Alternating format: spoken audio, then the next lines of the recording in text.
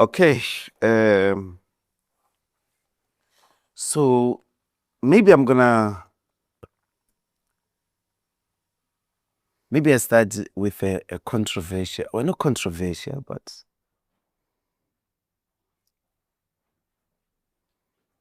you were a big town trade unionist in the 70s and the 80s, which would have located you within the mass democratic movement at the time in the left. So the chaps that would have been RDP advocates, the chaps that would have been passionate about the Freedom Charter. But within the trade union movement, you belonged even to the intellectual, I think, maybe let's say ideological frame that almost didn't want an alliance, as it were, with you wanted an independent trade union organization, as it were. And South African bands, political parties, COSATU obviously is formed, and I am interested, maybe in just that as an introductory way, before the unbanning, just you mapping for us those trade union days and trade union years for you. Well, it's we actually doing a project now, working with the Mbeki Foundation, trying to record that period from 1970 onwards, where you have a very significant rebirth of trade unions. And it's brought together in an interesting way by the level of industrialization in South Africa. So workers were going through difficult times with wages. Many of the more experienced and senior leaders were coming off Robben Island.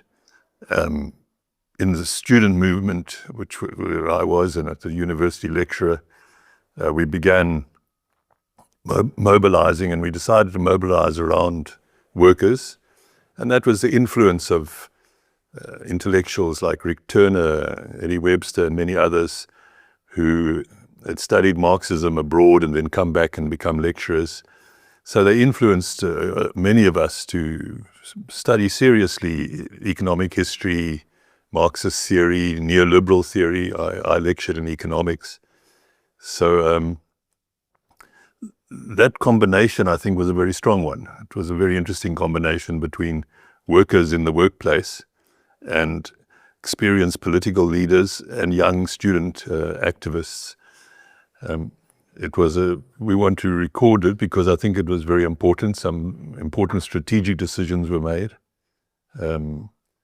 particularly the structure of the unions. So the new unions were structured in their constitutions slightly differently from the traditional old unions of the past, which were based very much on the British model of artisanal unions.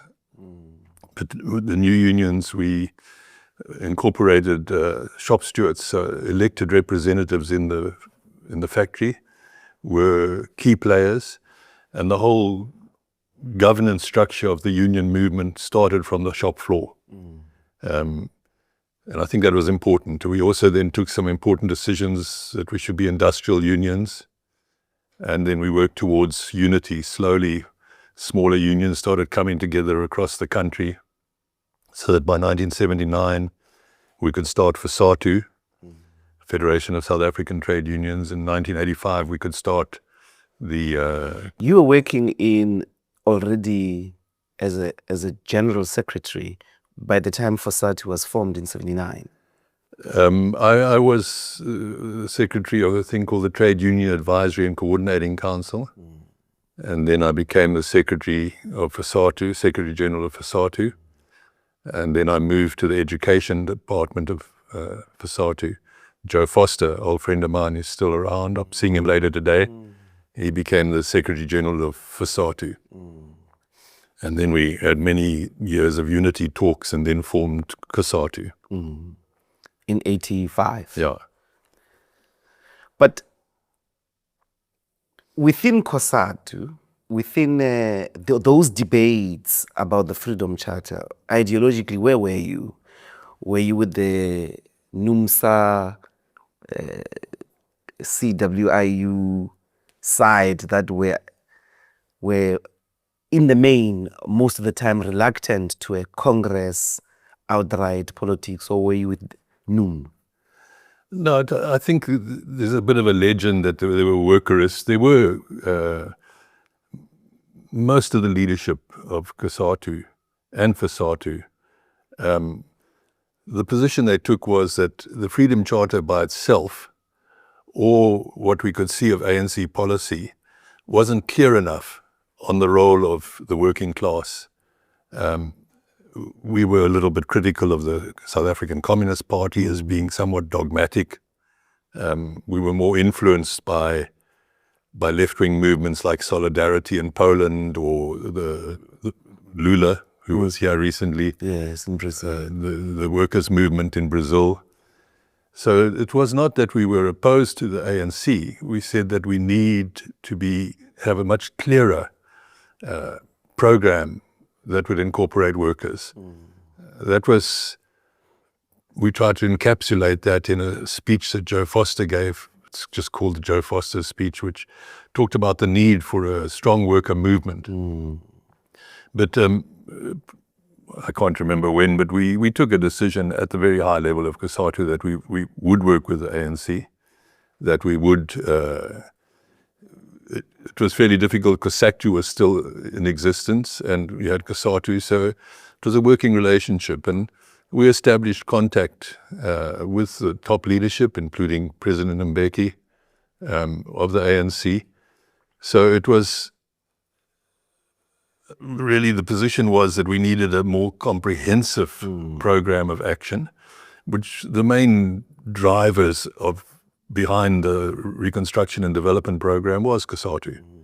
It's because we wanted more detail, and we drafted it with ANC comrades. I mean, Tito Mboweni, Trevor Manuel, people in COSATU, we drafted it. And the unions, we did a lot of research. I mean, the Industrial Strategy Project, we had researchers from all over the world.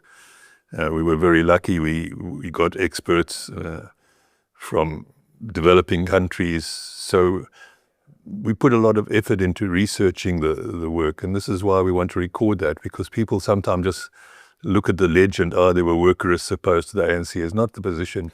Yeah, I did get recently interact with the work of the Economic Transformation Committee of the ANC. Yes. Which by the transition years included these characters like Titombo when you are mentioning, but it had been initially chaired by Max Sisulu. Yes. Then later on integrated Tito as well as Trevor Manuel. Yes. Were you in the Economic Transformation Committee in the early 90s? Now, what we had was, there was a group in London, Ben Fine and Lawrence Harris. No, that came later. That came later. Merck came later. That was also preparing economic policy. We had in COSATU Industrial Strategy Project. The ANC internally didn't have much on the research side. But then that Economic Transformation Committee was formed. Max was the first chair. And then COSATU took a decision that 20 of the top leaders would work with the ANC in preparation for government. And we were not on the ANC's economic transfer, but we worked with them. So, which we need to record again, because each of the economic ministers that went into the new government had a small, we called it the Yellow Book. It was a small program of action for each minister to follow in the first 5 years. And that was prepared by the ETC. So Trevor, Tito, Trevor had been actively involved in the scenario planning down here in Cape Town. I forget its name, but there was a very good and active program of building scenarios, and Trevor had been very actively involved in that. Tito, as you know, was an economist. So we worked together with the ETC, so that must have started around about 1992 or so. I think, too, people forget there was a thing called the National Economic Forum, which Derek Keyes set up. So we had to work together in preparing for that. There was a transformation committee between the ANC and government, which Trevor was, and Max and others were on. So there was a lot of cooperation and coordination. Yeah. With slight tensions, because we were pushing the union positions quite strongly. And rightly so, the ANC comrades said, but the union position can't be the only one. There are other things too we got to look at. But I think it was a very rich and healthy debate, which led to the Reconstruction and Development Program. Yes, yes. Yeah, I'm pushing you to recall this history to arrive at a specific question. I mean, you are a product of workers' movements, a product of specifically the trade union movement within the mass democratic movement. And that is how 1994 for you begins. You are a trade unionist. You had not ran a single municipality. You had not run any sophisticated government. So you were perfectly in the left, in the ANC, as it begins this journey. I want to ask you about, where did that 1996 class project concept originate from, and what was its thesis? Because 1994, you are the first deputy minister of finance to a minister of finance in the government of national unity who is not ANC. And you have just tracked for us these debates. You have been part of the economic policy formulation and thinking leading towards the adoption of the RDP. But isn't it true that at some point somebody said somewhere and said 1996 class project, and I suspect that would have been either your very strong comrades from the 80s and the early 90s in the debates of towards the RDP. Do you recall what was the 1996 class project about? Look, the unions, we had done a massive amount of research. Dave Lewis and others, Stephen Gelb, had led big research projects. We also had the chance to go and talk to people in the early 90s. Myself, Jay Naidu, and a guy called Bernie Coe, who's no longer here, went and met Lula. So we had long discussions with the Brazilian unions who were also thinking about economic policy. We had long discussions with the Australian trade unions and the Labour Party. We had access to the Canadians and the Canadian unions, and we had access to the Scandinavian trade unions. So we had a very clear picture of economic policy. And we realized too that we could not disengage from the world economy. That the South African economy was in a very precarious position. It could either collapse or it could grow. So we had a well worked out approach to the economy. When I was Deputy Minister of Finance, Trevor and I, with Chris Stolz, who was went abroad to see if we could raise South African bonds. So we were exposed to the financial markets. We had to argue South Africa's case in Britain, Italy, the United States. So we got a pretty clear picture of what was happening in what we then called globalization, this rush towards a much more integrated global economy. And as I say, we were heavily involved in the negotiations to form the World Trade Organization. So I would say that that core of the ETC grouping, which as I said, was some unionists, some ANC, had a clear picture. There were those who were not in the ETC, mainly in the Communist Party. And I think it was actually Jeremy Cronin, a good comrade of ours, who they argued that these measures that we were putting in, like gear and macroeconomic stability, were sellouts to capitalism.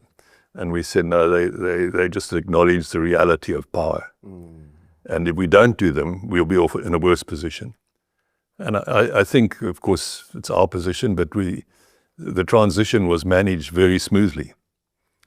You can see many other countries have not managed to make that transition at all.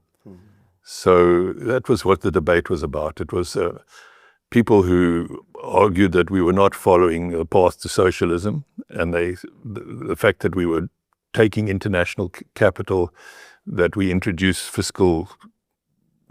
quite tight fiscal control, because the Brazilians in particular told us, don't allow inflation to go mad. If you allow inflation, this thing about that you can, what's called pump prime an economy, said is false.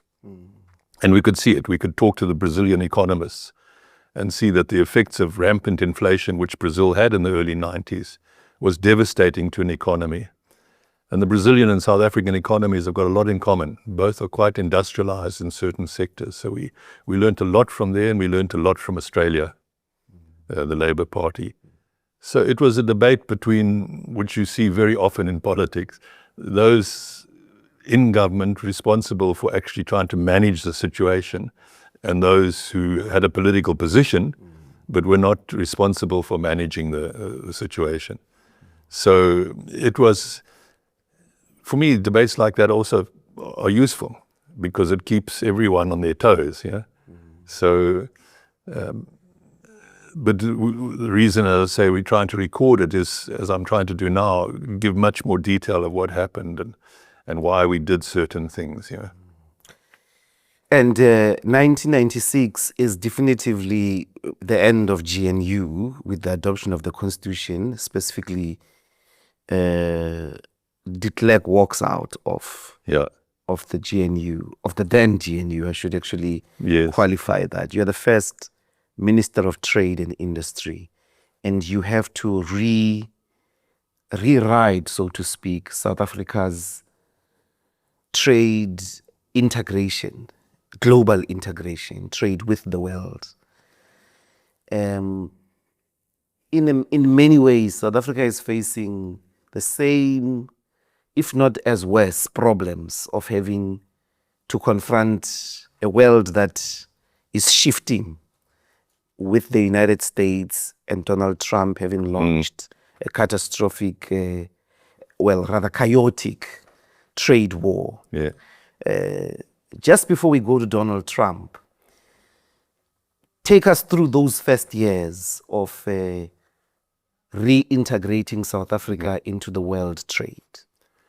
Well, because it had been isolated because of sanctions, boycotts. Yes. I think that was probably one of the most important strategic decisions we took. And it came not from a theoretical debate, but from the research we did. So what we could see is that those countries who had successfully transformed towards industrialization, like South Korea, Singapore, Japan, we watched closely and realized that you can't industrialize at high cost. You have to have a strategy, and these are complex strategies so we realized we're going to have to engage with the world trade system. As unionists, we had seen what happens to industries that are protected by high tariffs, but can't compete actually. We saw this in the auto industry, in most of and this is where NUMSA played a very strong role, because we could see it in the engineering industry. So we were very clear in going into government that we would enter in a managed process, the world trade system, and that although we would protect industries, that protection level had to drop because they had to become more efficient. And we had to have strategies for each industry because not each industry is the same. We put a lot of effort into auto industry. We put a lot of effort into the defense industry because these were our main manufacturing sectors and very advanced manufacturing. So we then entered the negotiations with the National Party government into the WTO. And we took a very interesting decision because the structure of the WTO, I won't go into detail, but there's a distinction between a developed economy, developing economies, and least developed economies. The provisions of the agreement apply slightly differently to each. We took a brave decision. We declared ourselves developed. We didn't want to fall in the developing category for a whole range of reasons. Such as? It allowed you to adjust too slowly, in our view. It gave you too much space to do things. You had to enter into the industrial trade system and manufacturing system. So that's a very brief answer to it would be a much more complex answer. And we could watch the effect of the provisions for developing countries, put no pressure on them. What we had learned from many of the economic advisors we had, including people like the Bank of England governor, but we had a fascinating meeting, myself, Trevor Manuel and Tito Mboweni. We met a man called Sir Leon Britton. He was at that time the EU's trade commissioner. And he met us at a hotel in Johannesburg. So that was the ETC sort of troika. And he said, why don't you guys negotiate a free trade agreement with the EU? So we said, you're nuts. What are you talking about? He said, no. He said, let me tell you. And this is, okay, he said, if you do that, it will keep your governments and your industry disciplined. Because the trouble with governments that don't have trade agreements, they chop and change. When we talk about Trump, we'll see that he's got some problems. So we looked at it again and we thought about it. And eventually we said, this might make some sense. And that's where it took us 4 or 5 years. I think eventually we got the agreement in 1999. But that taught us a lot about trade negotiation. And then we negotiated the free trade agreement with SADC and renegotiated the customs union agreement. So we got tremendous exposure to the global trade system. And we worked. And we didn't drop our tariffs too fast, but we dropped them. And that was also people were saying, you see, you're liberalizing your economy. We said, no, we're putting in an inducement to greater efficiency, which you need. So we managed that transition, I think, very, very well. The EU trade agreement is now a thing called the EPA, Economic Partnership Agreement. But it's been a very successful agreement. We trade almost the same amount. We export to Europe, we import from them. So it's been very useful for our industries. It's helped a lot of them. What was the key tenets of the industrial strategy at the time? The big assessment of South Africa today is that it's actually been deindustrializing, a factor that often is the reason given for this massive inability to solve massive unemployment. But what were the key tenets of industrial strategy at the time? Well, firstly, that contention that we've deindustrialized is not correct. South Africa's manufacturing capacity has expanded. Not enough, which I'll come back to later. So yes, it is one of our challenges is to industrialize faster. But our manufacturing sector survived pretty well. And the key tenets were to focus on strategic industries. So we spent a lot of effort on our automotive industry because we got that industry by chance. It wasn't that we're a big market and they were coming here. So we had to work through, and we put up with the previous government a thing called the Motor Industry Task Group. We had task groups on the clothing and textile industry. Sadly, were not as effective then, although now we slowly clawing back a little bit. But we focused and we looked at defense, because defense was producing some very sophisticated equipment, including things like Rafale helicopter. And so we wanted to ensure Denel survived and manufactured. So the general industrial policy was to try and protect it, but there's no single measure you can do for a whole of industry. You've got to have, like now Minister Patel, once again, to try and revive our industrial policy, went and put in the master plans for different sectors. So industrial policy is complex. It's you need specific ones and it depends what your resources are. So as you've seen recently in this G20, I'm very pleased to see that we stress this need to beneficiate our critical minerals. So one of South Africa's great resource endowments, which is exceptional in the world, is our critical mineral endowment.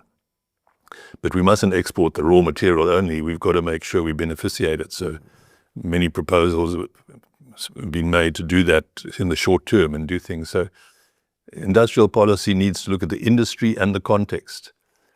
When we were looking at industrial policy in the 1990s, we were doing it in the context of globalization. Everyone thought this thing called globalization is going to carry on forever. Now we're doing it in the context of a completely different context. Where supply chains are changing. We've got what they call inshoring. So you have to analyze the global context, your national context, your resource endowment, the specific industry that you're dealing with, what your existing capacity is, and do policies from that, which is being done now. Sometimes we might say too slowly, but the focus of the government has tended to be heavily on investment, whereas we think it should go back a little bit more to the policy for the sector rather than just specific investment. But that's happening. I mean, being very significant investments in auto, clothing and textile. We've got serious challenges to rescue our steel, what's called long product steels. We've got some serious problems in certain cities like Goodyear closing. But these sort of challenges happen in every economy. And you have to have a Department of Trade and Industry that's watching these problems all the time and adjusting to the changes in the world economy. What has the United States disrupted for South Africa from a trade agreements point of view? I know AGOA, but if you were the minister today, how would you navigate that? Actually, the minister, exactly as the minister is doing, I would do the same now. There have been discussions, and the minister and his team have taken advice and asked what the history of AGOA was and that. I'm afraid, unfortunately for the Americans, they've disrupted us very little. They think they have, but they haven't. And there's some good reasons for that. Firstly, this strategy of protectionism, the last time it was sort of tried seriously by countries led to the Great Depression. So this is why... 1930s? Yeah. That's when the Americans and others tried to protect and disrupt trade relationship. And that was such a serious experience that led to the confirmation of the General Agreement on Tariffs and Trade in 1948, which led to subsequently in 1993 to the World Trade Organization. And that's worth mentioning at this stage. We were involved in talking to the Russians and the Chinese because they only entered the WTO when we were there in 94. So we had a lot of discussions with the Chinese and the Russians. And they, like us, realized that it's far better to be in the multilateral trade system than to be isolated. So both came in, and we've just seen, I think, the great achievement of South Africa at the G20 was a strong reaffirmation of multilateralism. And you're talking about massive economies. You're talking about the global South, Brazil, South Africa, Russia, India, China. So the majority of the world's big economies are committed to multilateralism. And the EU, which was interesting because the EU a year or two back was slipping. They was trying to side with America. So America's actions have alienated the EU and forced them back into the multilateral system, which I think is a very important improvement. So Trump's policy, if you're hitting out at everybody, you don't quite know what the effect will be. If you've watched the Chinese they slapped them on the face, and the Chinese just put tariffs on the Americans using the WTO, not using unilateral actions, using the WTO mechanism. The Europeans have been hit hard. So if you take something like auto, they put tariffs on everybody. So European automotive exports to America didn't suddenly become cheaper.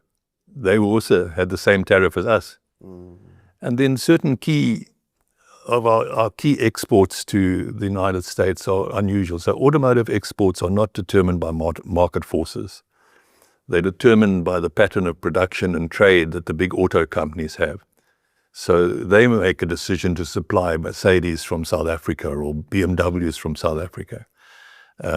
The Americans will now pay a higher price. Yes, it will probably have some effect on dropping the demand, but it's not that someone's replacing us. So we're not differentially hurt or exceptionally hurt. And this is what people don't know. Trump's doing the same to lots of countries all over the world, India, China, and all his trading partners. Yeah. Now, his strategy is to try and retreat into a stronger America. Whether he succeeds or not, we'll have to see. But for us, it's not really problematic. We've been able to shift already some of our agricultural exports to a better market. So the strategy our government has taken has been very sensible. Just negotiate, check. Often we've had to send more experienced negotiators in because it's clear that in the early stages we didn't quite understand what the Americans were saying. So when we sent more experienced negotiators in, when Minister Tao went and spoke to them, and we realized, okay, they've got some valid points here. They were raising certain valid points here. Such as? That South Africa wasn't processing things quickly. We didn't seem to be following up on anything. We just used AGOA. We weren't talking to them about developing further partnerships. So they had some, and then a range of small technical issues.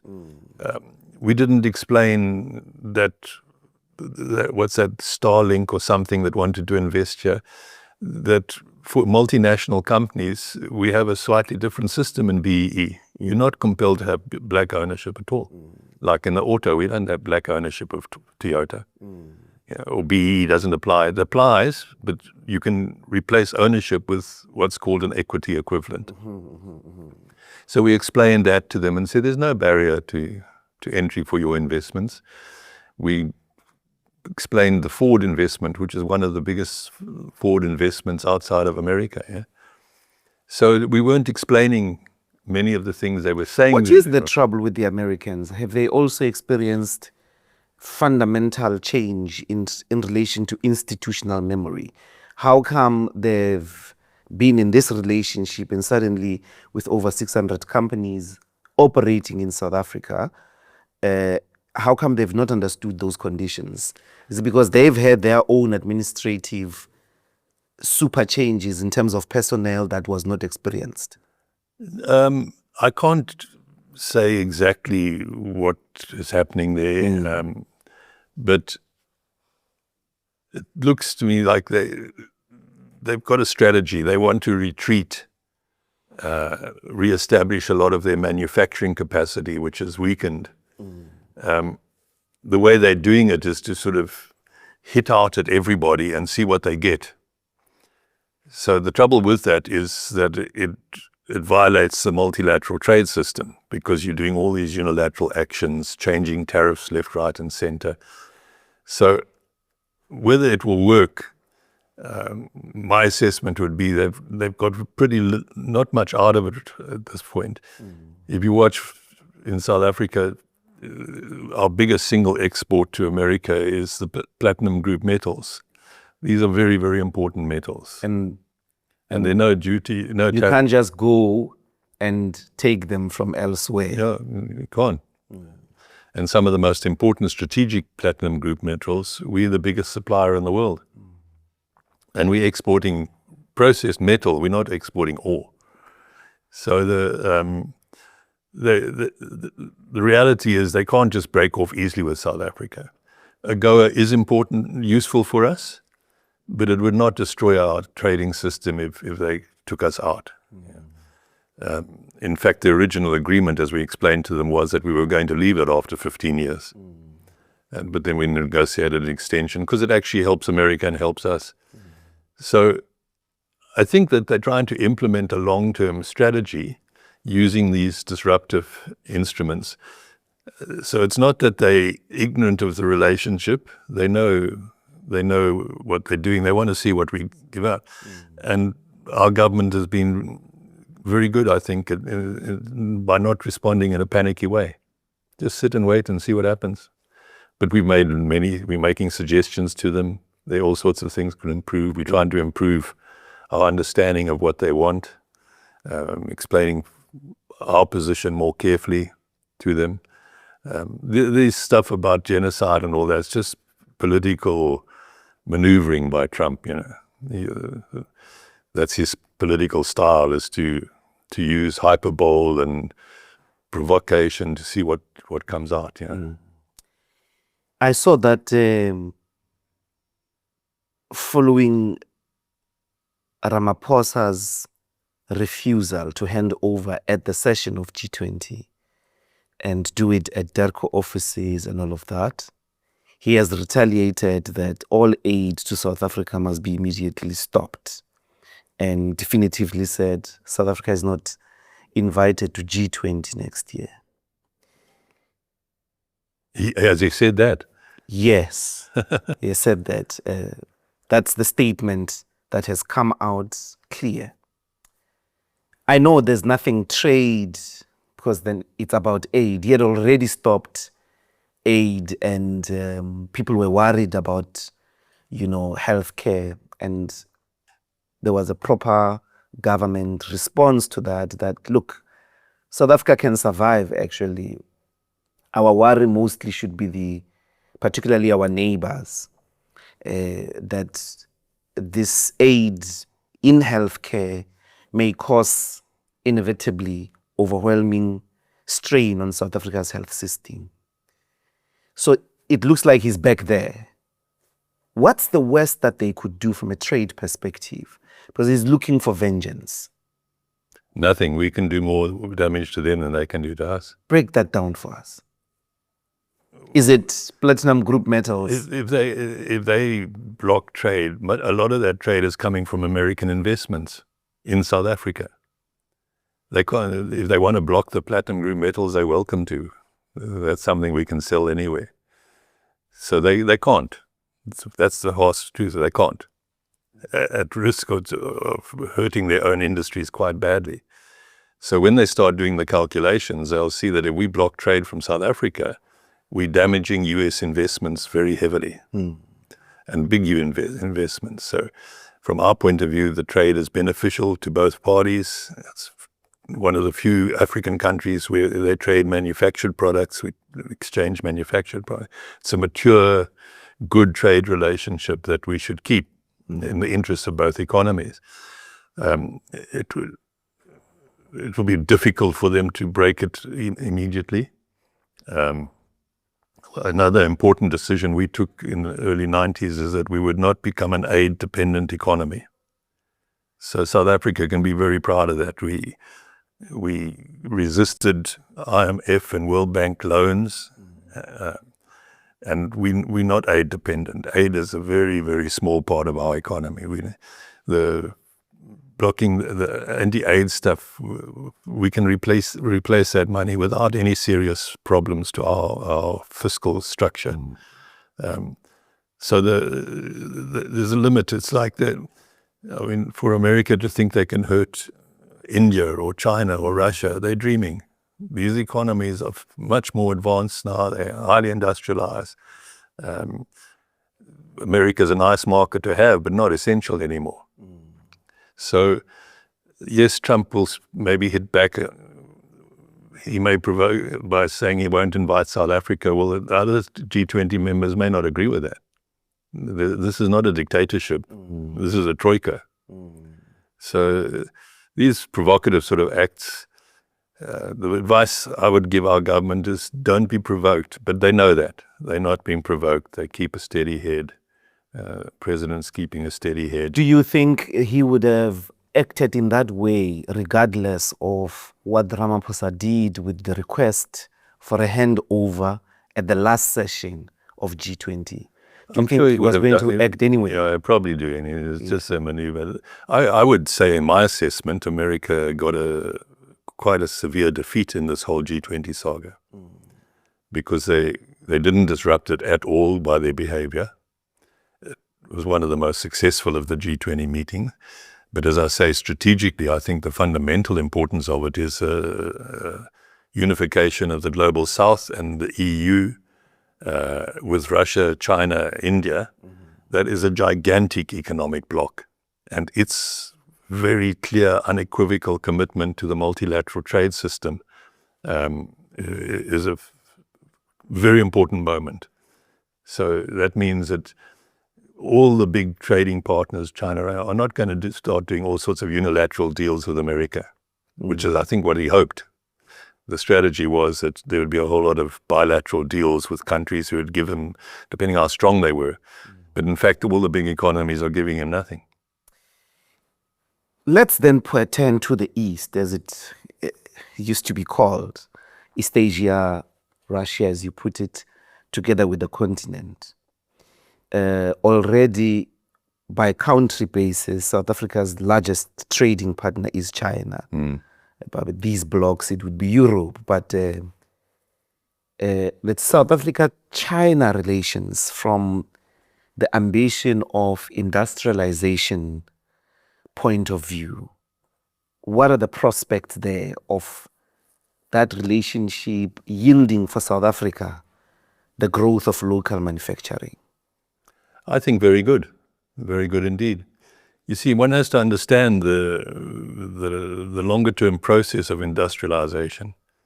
So I'll use auto, which is the industry I know better, but if you see, the auto industry starts in America and Europe. So if you take a company like Ford, it grows in Detroit, and this becomes bigger and bigger, and it produces more and more motor cars. But eventually the economics start to work against that structure. Because, as Japan found too,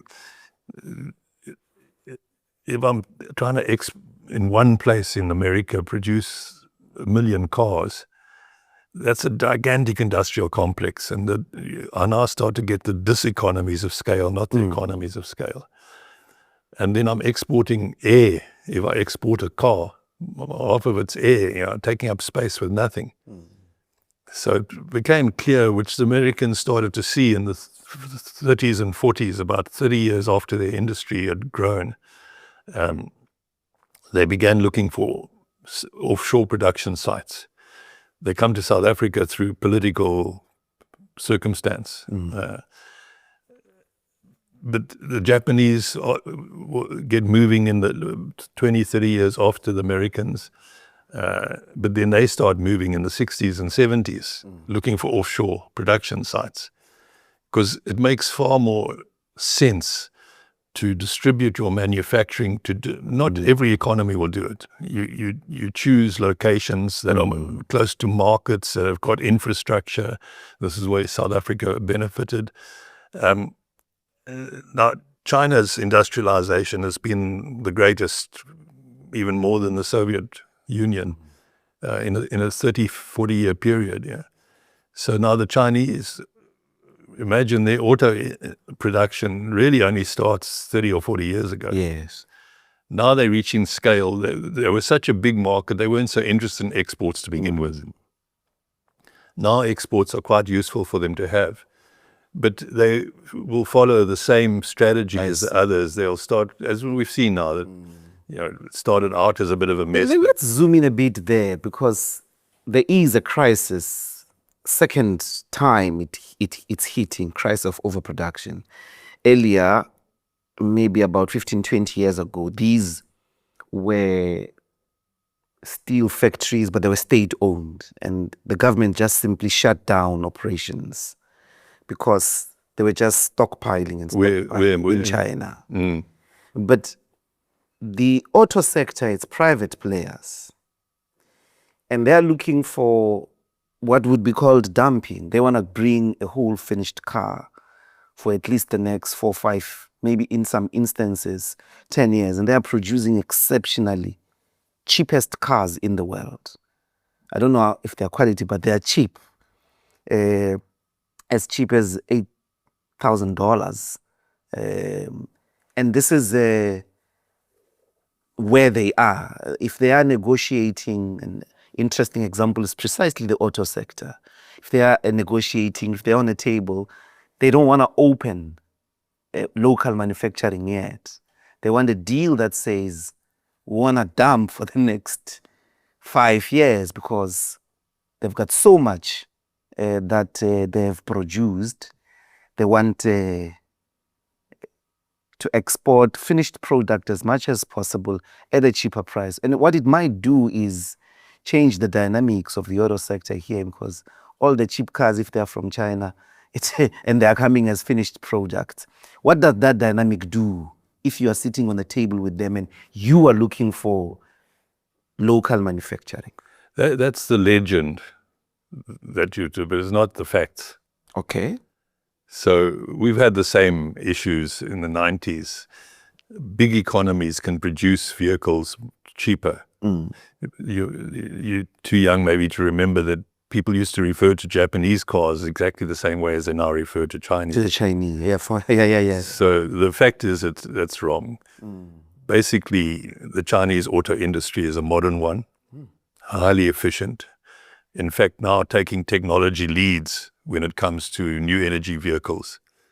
The reason they export is not because it's crucial for them. Their domestic market is so big that they don't need to. But it's useful in terms of earning foreign exchange.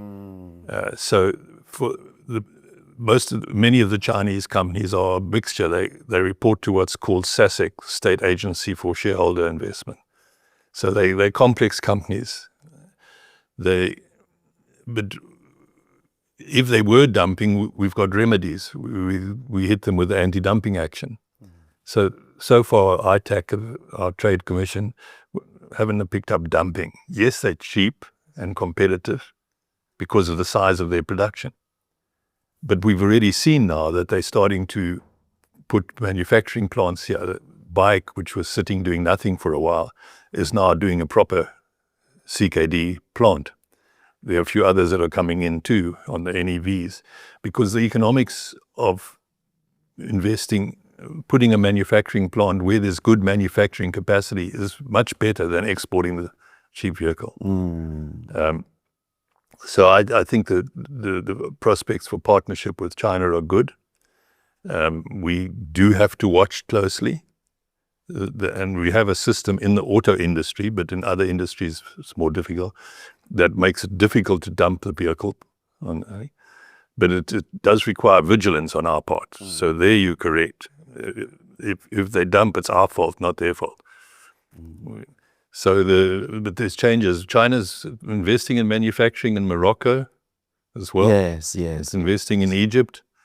So they're following a very similar path to the other industrial powers like the United States, Germany, etc. So we must just manage the negotiation properly. Our relations with China have always been very good, and they understand the need for partnership. Let's go to, I would say, the biggest scandal of G20 is the Europeans' insistence on just transition. And South Africa, like the rest of the African continent, I was reading a report that came out a couple of days ago by, I think it's UNESCO, on poverty. And it focused on the continent. Part of what they say is about 600 million people in the continent don't have access to electricity. And there's actually a scarier thing that there are 2 million deaths a year in Africa that result out of unsafe cooking methods. Africa hasn't had an energy to transit from. Industrially, they still need to make the first transition, the first industrial transition, which is to actual electricity. And these chaps of Europe, and this is a big theme of the declaration, which everybody is hailing as positive and all of that, is this theme of a just transition. And they're putting money into it. South Africa's energy problem is only becoming, getting out of the woods, trying to become stable. But if you're going to grow this economy, you have to fix energy supply. It has to be in excess, it has to be cheap. Not just for household, for actual industrial activity.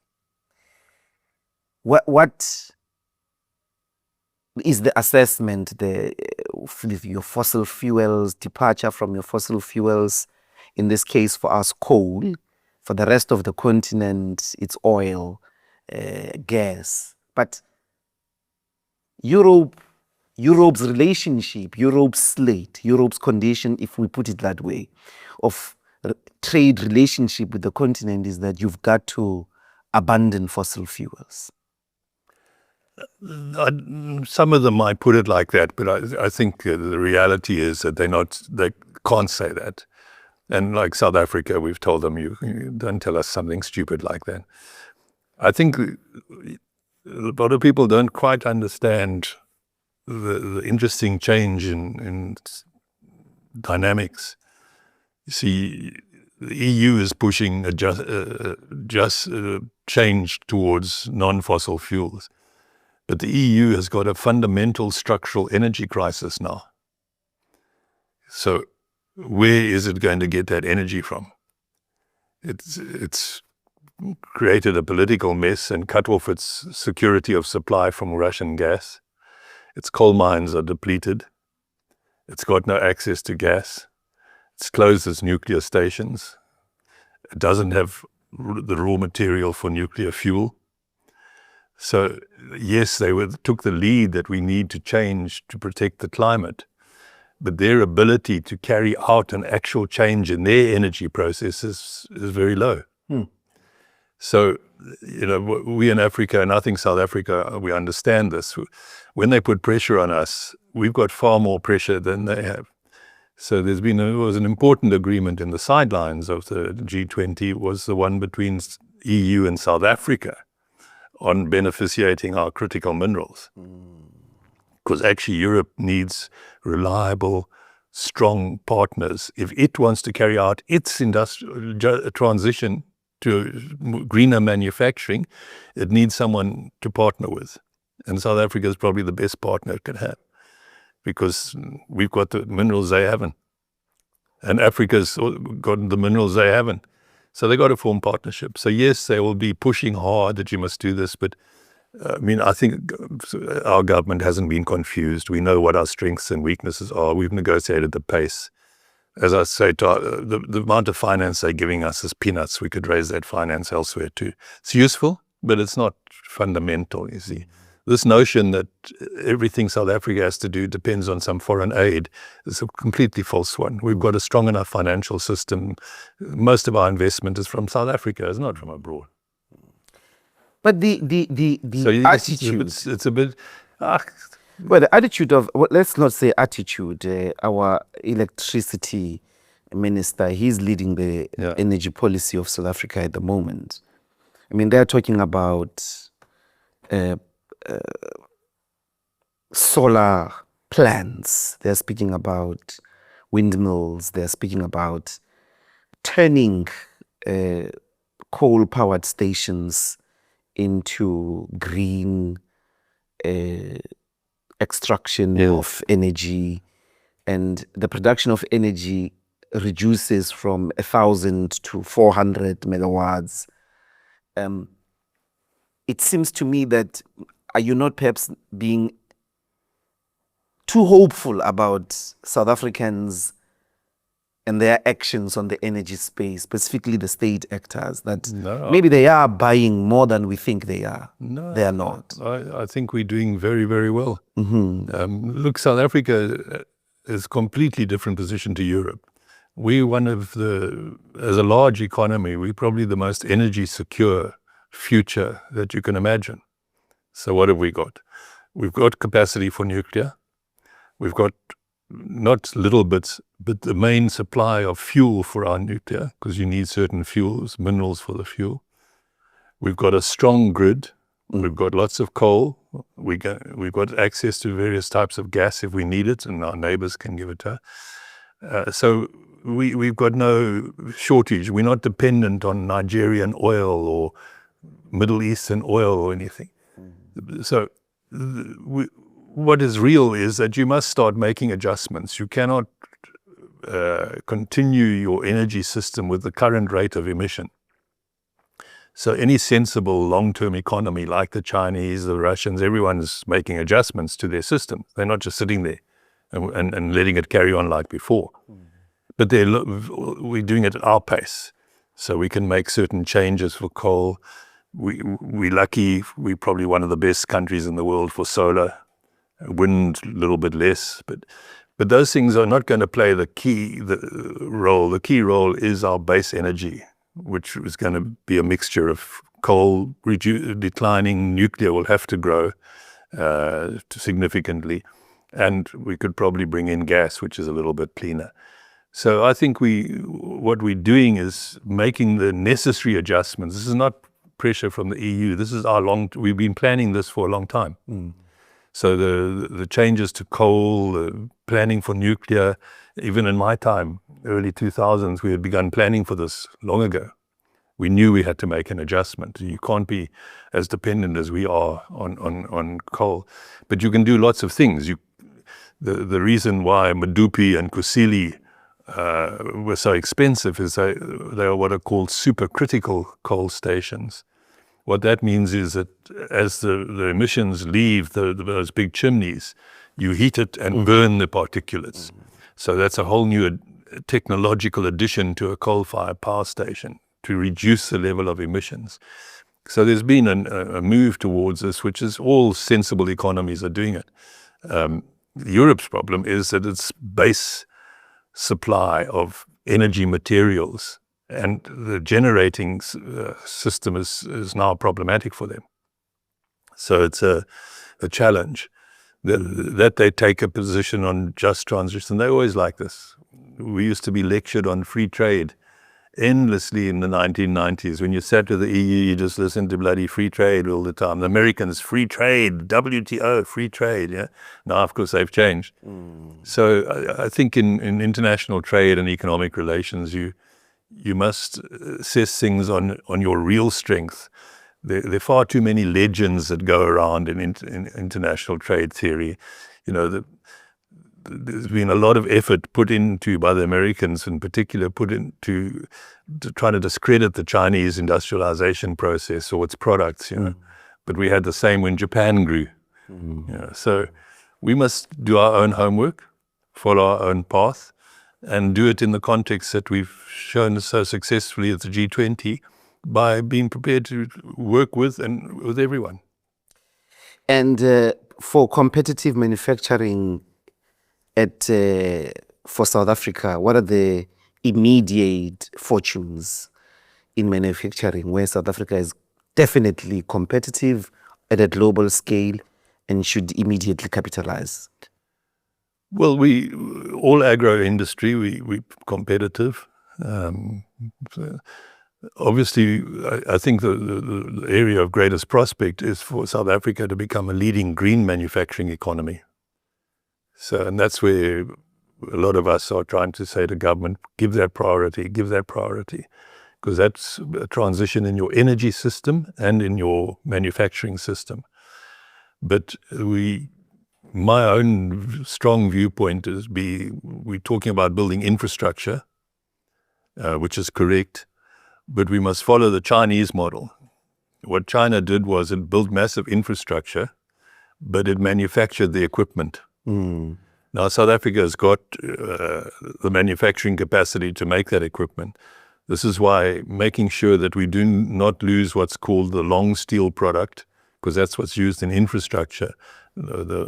So we've got to make absolutely certain that plant doesn't close, because it shouldn't close.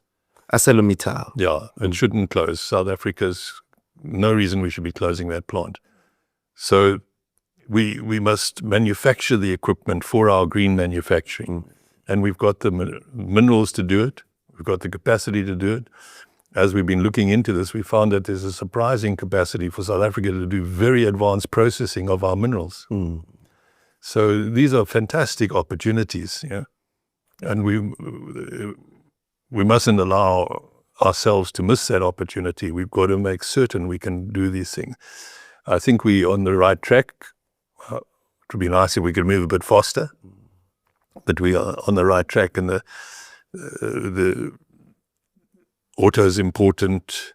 I think we made some mistakes by not paying attention to some of our aircraft production that we were doing in the 2000s. Yes. We made a mistake with the pebble bed, trying to revive that. Because if we had kept those things, we would be in an excellent position now for our advanced manufacturing. But mistakes are made. Yeah. So it's You're more hopeful than a lot of people I come across at your age.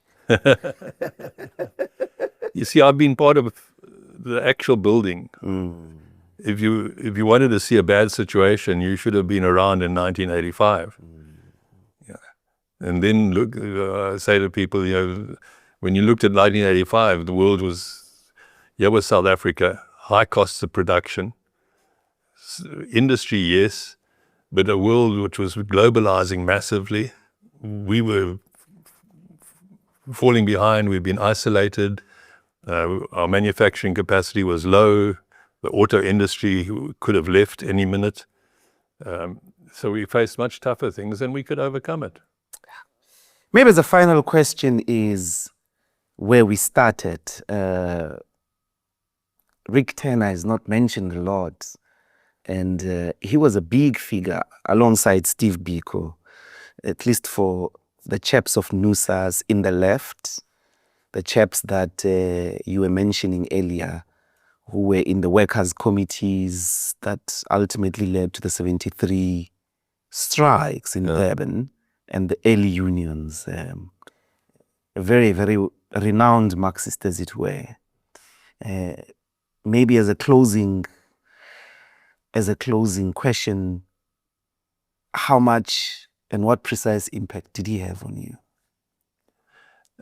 He taught us to think, and said analysis is the key, not dogma. So he was a very thinking Marxist.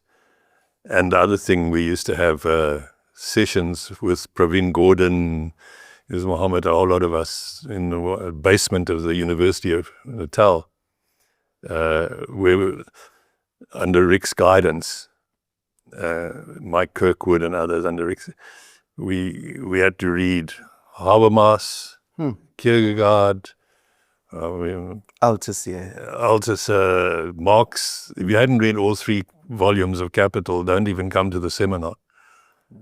So that's what he taught us. You read the stuff, you don't mouth off with dogma. Were you ever with him in those meetings with Steve Biko? No.